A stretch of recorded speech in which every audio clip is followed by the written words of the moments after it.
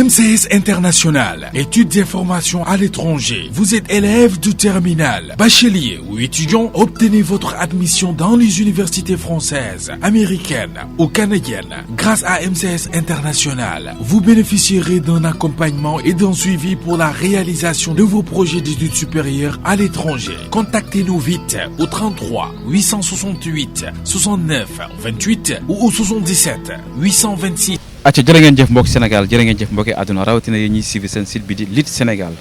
ñu ngi leen di nuyu di leen siyaar di am mbégte ak kontaante tey nag maa ngi fi nga xam te mooy hôtel Radisson su ma fi ñëwee nag am na lu tax ndax ñun ci làmb rek la ñuy dox danaa la site bi saa boo bëggee gis làmb rek wala nga dund làmb rek kar ko ci Lutte Sénégal moo waral tey mu ñëw fi nga xam ne mooy Radisson xool lu fi xew fekk naa fi nag ay ndaanaan fekk fi tamit ay nitu làmb ñu fas yéene xool luy seen tànk fi nga xam ne mooy ci Radisson ñu waxtaan ak ñoom kon Paco danga may topp ma xool champion yi ak ndaanaan yi ma fi fekk lu ñu fiy def fii ci Radisson Blu ba aca bismillah ca maay jàkkaaroo benn champion muy Cobra maa ngi lay nuyu di la si Thier maa lay fay di la jox sa wàccuwaay ci loo nekk sant ak muñ ak moytu ak jaamu yàlla képp mais mbër tey fi ma la fekk dafa lisiki de waaw waaye àdduna nii la booy gën dem rek avancement di gën a ñëw waaw di nuyu waa plateau bi yëpp njoon adversaire bi Baara booy yi ma àndal Ousseynou Yeya xam nga laay ñuule sama entraîneur Baba Diallo ménagère Pala waaw. dañuy profité jóge nga si combat bu amoon solo sa diggante ki nga xamante ni mooy Serigne Ndiaye 2 ñu gis ni nga ko waajee combat bi xaw na yàgg nga perte combat bi. waaw sport moo tëddee noonu da ngay waaj ba jekk ba nga yaakaar ne jekk nga nekk juróom nga gën a jekkat yi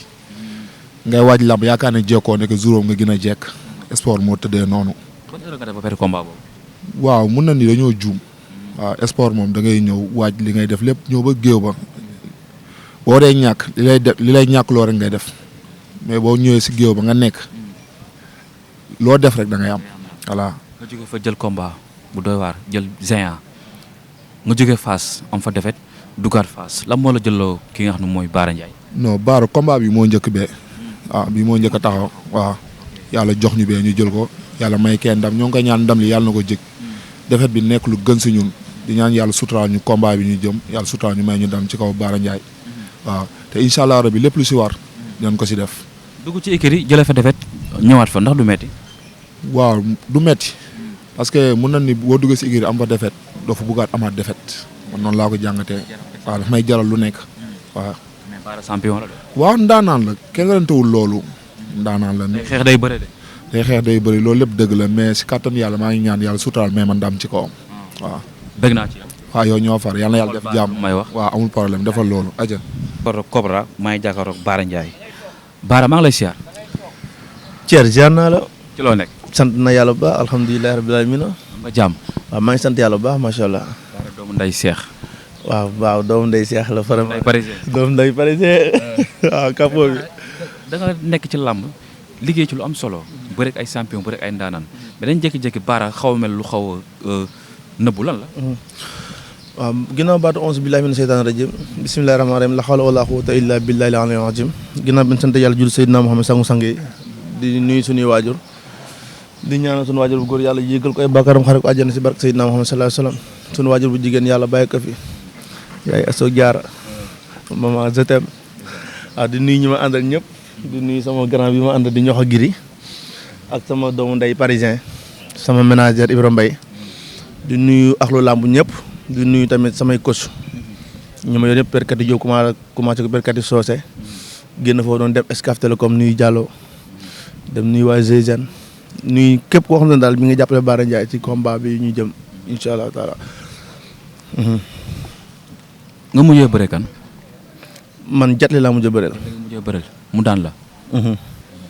nga toog diir kenn déggaatu la ñu gis nga jékki-jékki jël ki nga xam te mooy Cobra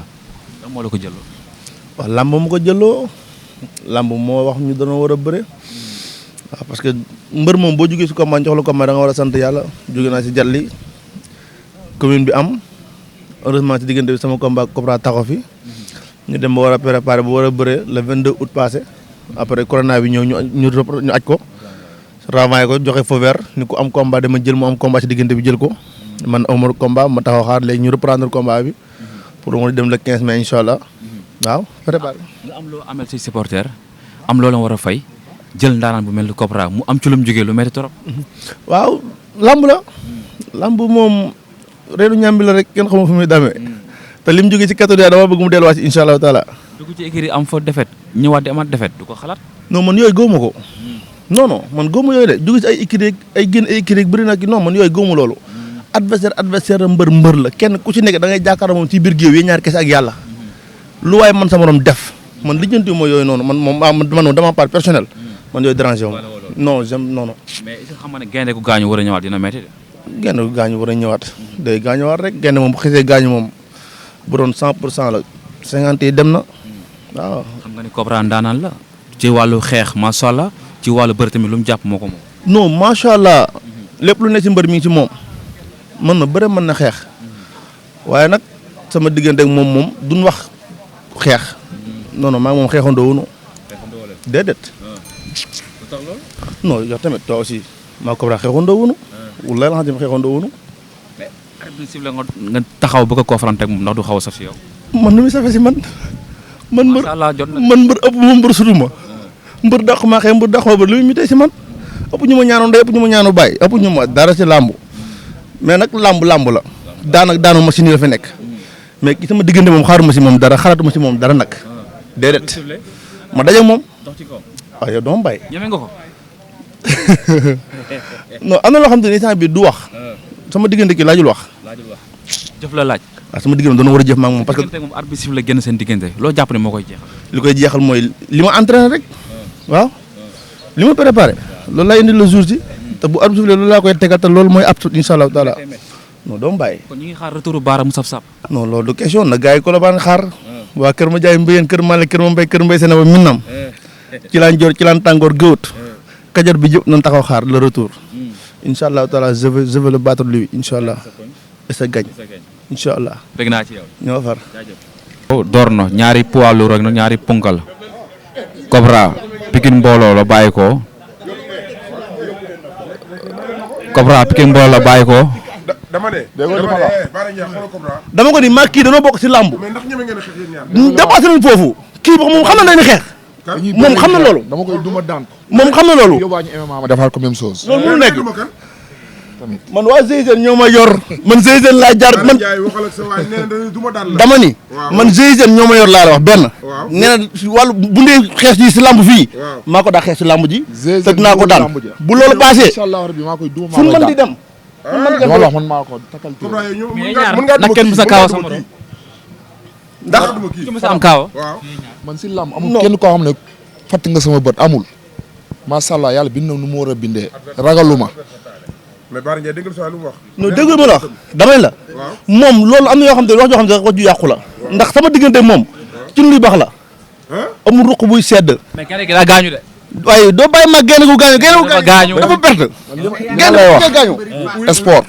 dafa am nu mu tëddee. mun nga nekk say guddi mu neex lool waaw. du ma nangu loolu si sama àddina munul nekk. amul lu muy bañ amul lu muy bañ. benn bi wax ji sax man si man sama côté moom naa ko bàyyi woon man wax ji warul bëri xam nga moom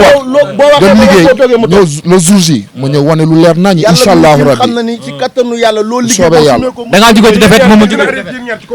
dégg nga li ma la wax nang du ma nangu ñaar Modou Fass war sama kaw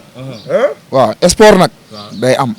ba nga ne sport am rek kon bu lox loolu waaw mais kii nii mënul war sama kaw mënul nekk si kattanu yàlla foo ko teg incha allahu rabbi dama ko teg fu wóor si an daa ko bëre mun naa ko jàngal bëre moom yaa ko daa ko xeex yàlla dafa dogal ni man li ma mënee si làmb bëre wanee guma ko si arène waaw wanee guma ko mbër da nga nangu lu mu wax en tout cas moom li ma ko xam ne amul Cobra fan la may dàq bëree wee mun naa la jàngal bëre Cobra ban xool leen samay site làmb arrière tuuti arrière ni absolu dama ni arrière ni pep kay xool leen samay site làmb xaar tuuti teg leen samay combat teg ay combat ba def naa mbër songa naa ma def naa lu ne yemuñu bu bëre ñooñu nga wax ak man bokkuñu Bara Ndiaye dama bëgg nga xam loolu man wax ji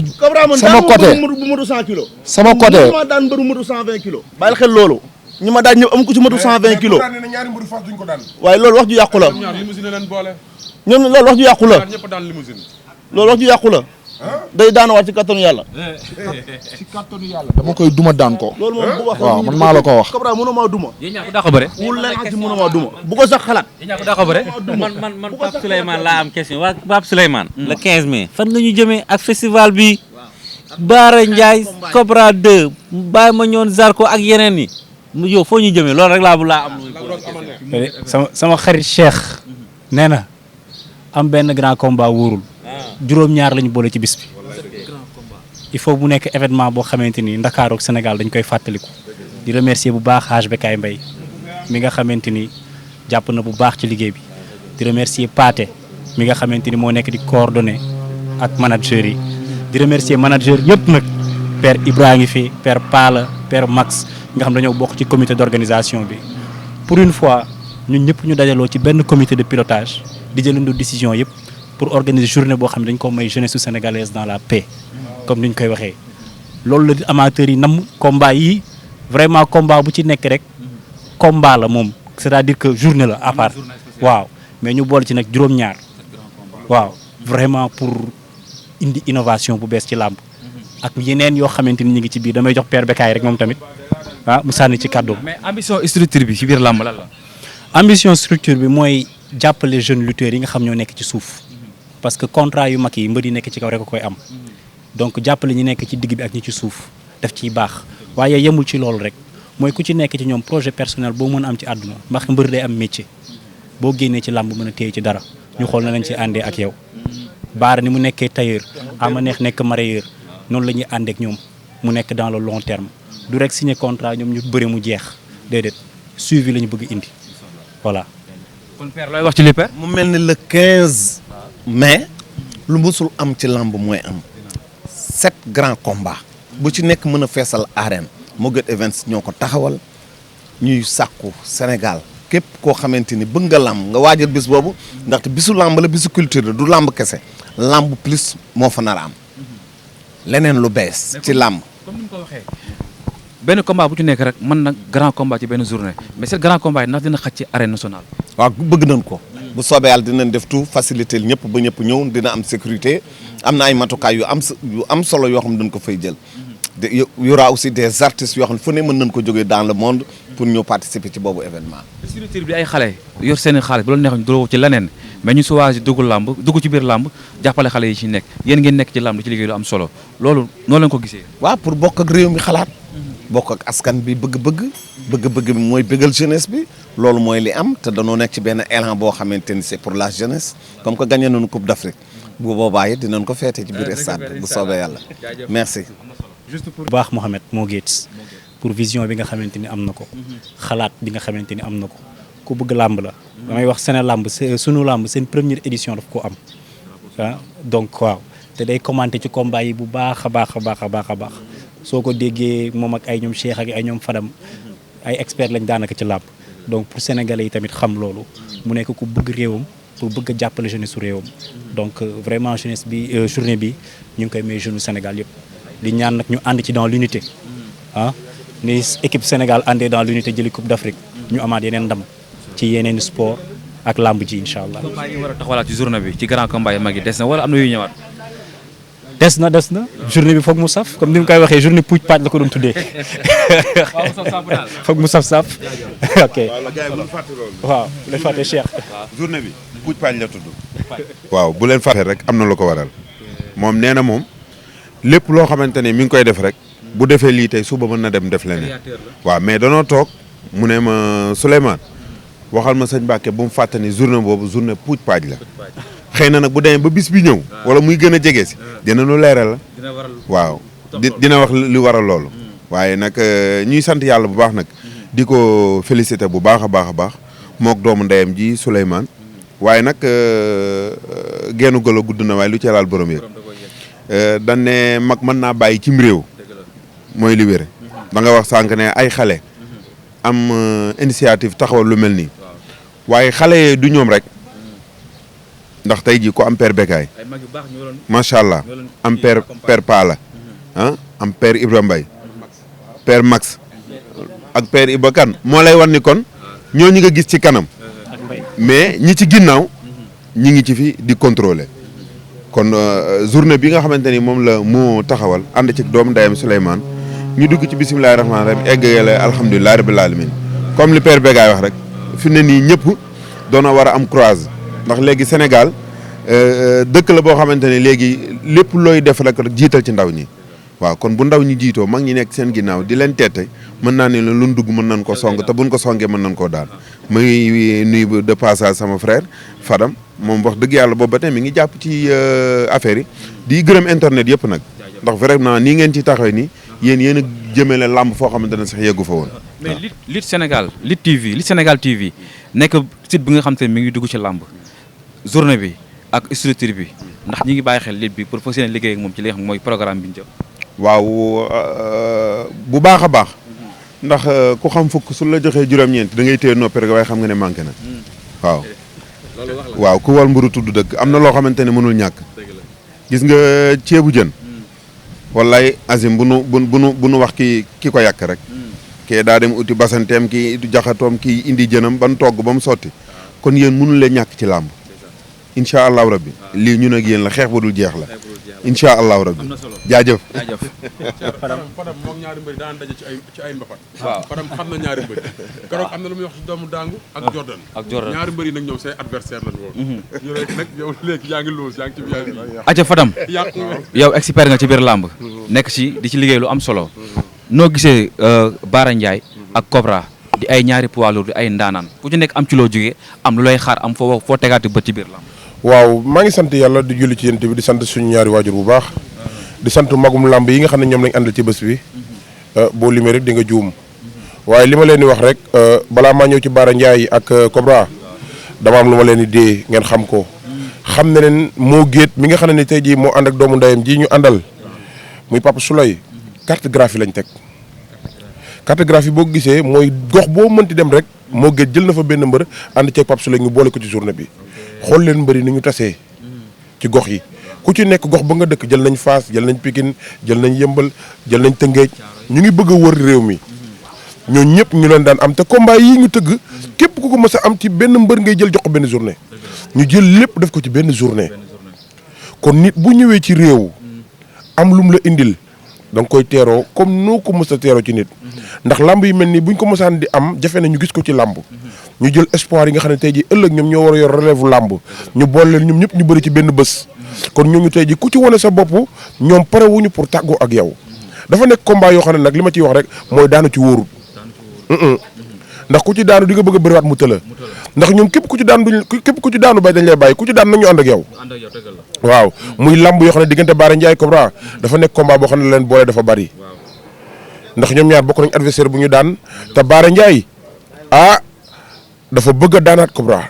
te Cobra nee na waa Fass duñ ko daanaat ndax barki démb dafa mu jëm waa Fass ko daan te jël ba boo ko xoolee da nga naan ndax Cobra mañ xamoon gisatuñ ko woon Cobra nag nee nañ beneen Cobra bu bees la ñuy gis Cobra bu njëkk ba Cobra bu danse ba Cobra bu soxor ba Bara Ndiaye nee na ko lépp loo mënti indi ci lamb rek di nga fekk ma téye ko ci sama loxo préparé ko ndax defet bi jeexagul Fass ba léegi kon li may wax waa lamb rek ñu ngi nuyu structure bi di leen ñaanal di leen tàllal loxo ci bés bi ci promotion bés bi di leen tàllal loxo ci lépp loo xam ne li luy yokk lamb la di leen wax ne leen yéen ak moo Gates Events ak suñu kilifa gii ñu àndal ñu naan ko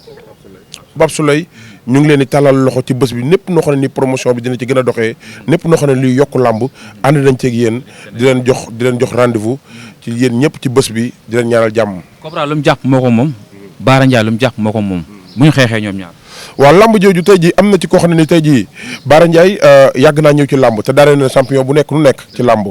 mësta daan ku romb 100 kilos Cobra dafa am lu mu tàmbaloon nit ñi ci lamb mësta ñëw ci lamb di arrière Cobra mësta ñëw ci lamb di arrière kon combat bu ñoom ñaar dañuy dajee Bara Ndiaye ndax dina maîtriser xeexu Cobra loolu dañ koy bàyyi ak lamb Cobra ndax dina mën a maîtriser xeexu Bara Ndiaye dañ koy bàyyi ak lamb waaye li may wax rek ñoom ñaar leen rek laa leen di dee ñoom ñaar ñëpp arrière jigu leen ci lamb te ñoom ñaar ñëpp dañu nekk mbër yoo xam ne soo xoolee seen i victoire combat yi ñu gën a foncé ci lañ gën a daan ci combat yi ñu arrière kon combat bi ñoom ñaar dañ koy njëkkalante te ñoom ñaar ñëpp nam nañ victoire bu mag te bés bu mag la te booy bëri ci bés bu mag da ngay wane lu mag luy tax ëllëg nga xam ne ñu mën laa boole ci yeneen bés yu mag yi jaajëf lenn laa siy sànni si gala bi premier gala de lutte bi njëkk am Sénégal Luc Nicolaï moo ko tëgg mu ngi ko tëggoon le samedi 14 mai 2005 stade Léopold Senghor mu boole fa woon ñetti grand combat mu nekkoon Khadim Ndiaye 1 Yékini mu nekkoon Tafa Gueye Lac de Guerre 2 mu nekkoon Bombardier ak Mame Ndiamane Jeune waaw moom mooy premier gala bu njëkk am Sénégal 14 mai 2005 17 ans après le 15 mai 2022 moo génn ñëw andiwaat loolu andi 7 gala de lutte donc loolu archive la moo tax moom ma die loolu Pape Souleymane nga jàpp ko premier gala de lutte bu Sénégal bi njëkk am c'est le 14 mai 2005 Luc Nicolaï ko tëggoon non amul woon drapeau gala la ko tuddee woon la ko tuddee woon 14 mai 2005 17 ans après moo génn ñëw andiwaat loolu donc à suivre jërëjëf kon Pape loolu kon leer na. oui donc fi mu toll ni kay Iba wax na lépp journée boo xamante ne moo ci boppam da koy préparé nee na ma Pape Souleymane ma ne ko non mu ne ma feu d'artifice yi maa ngi koy commandé Amérique ma ne ko ak lan mu wax ma yeneen mais dañ koy def surprise parce que journée boobu dañoo bëgg rek mu nekk journée boo xamante ni journée bu amateur yi di bëgg la am lu ñu musul am mbër yi tamit ci seen bopp bu baax a baax te bu ñu fi jógee songu MMA bi. kan mooy tëj journée bi ban combat moo koy tëj wala loolu surprise la. waaw loolu nag loolu surprise la parce que ñëpp ko bëgg a tëj mais ko ñëpp ko bëgg a tëj te tamit ñëpp ko bëgg a defaat ci MMA bi donc combat yoo xam ne bu ñu wanee jom ak fulak fay dañuy dem ci MMA bi. waaw moo tax man la daan wóoru ci. moo tax man la daan wóoru ci ndax képp ku ci wane sa bopp rek am nga 1000 chances pour bëri ci MMA bi te boo ci ku ci am ndam am nga 1000 chances am contrat wu MMA moo tax combat yi la ko dalee ci doomu dàngul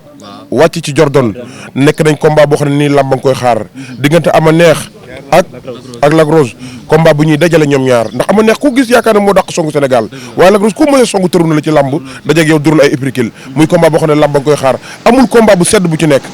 amul benn combat bu sedd bu ci nekk leen daal laa leen ciy wax mooy daanu ci wóorul ndax ku ci daan sa contrat MMA taxaw na ku ci daan sa contrat MMA moo da koy taxawal waaw. am na solo kon. jaajëf. acca kon jërë ngeen jëf mbokk yi kon ni ñu koy waxoon sànq rek ñu ngi woon fi nga xamante mooy Hôtel Radisson li ñu fi taxoon ñëw nag Mo Gates Events moo ñu fi woo tëgg ay combat yu am solo gis ngeen combat yi ñu demee ki nga xam ne mooy Bara Ndiaye nekk foofu ci écurie Fass jël ki nga xam te ne mooy Cobra nekk ca Pikine mbooloo combat la bi nga xam te ne ñu ngi koy xaar mu combat yu am solo am na yeneen combat yi nga xam tamit mi ngi ci biir lépp fii lay xewee ci Lutte Sénégal avec TV ñaa la ngeen topp ko ngeen abonné ko bés cloche notification di xaar vidéo di wàcc en temps réel lépp loolu la mënti bëgg ci làmb rek fépp fu mu mënti nekk ñu jël ko jox leen ko yi nga xam ne ñuy suivre dañuy bàyyi xel di leen wax jàmm ak xewal yàlla na ko yàlla sunu gaal jaajëf suma caméraman suma xarit suma doom yaay Paco di la wax liggéey bi rafet na. faïence yi nga xamante ni dafay décorer sa cuisine ba mu ne boy ak li nga xamante ni moo di sa salle de bain ànd ak décoration bu amul fenn ay karo yoo xamante ni boo ko defee sa façadu kër da ngay mel ni ku nekk ci panaal établissement Khadim Rassoul seeni karo du jël benn yoon ndox ba noppi ay qualité yu baax la ñuy jaay te seen karo du yàqu waaw kon nag yow mi bëgg ay karo yu baax dawal gaaw seeti waa établissement Khadim Rassoul ña nga nekk ca Parcelles Assainies ca booru marché police ba seen numéro téléphone 33 820 39 95 wala 77 720 32 44 établissement Khadim Rassoul nag dañuy ubbi du lundi au dimanche dama ne kon nag boo bëggee ay karo yu baax dawal gaaw seeti waa établissement Khadim Rassoul ña nga nekk foofu ca Parcelles Assainies ca booru marché police établissement Khadim Rassoul le choix de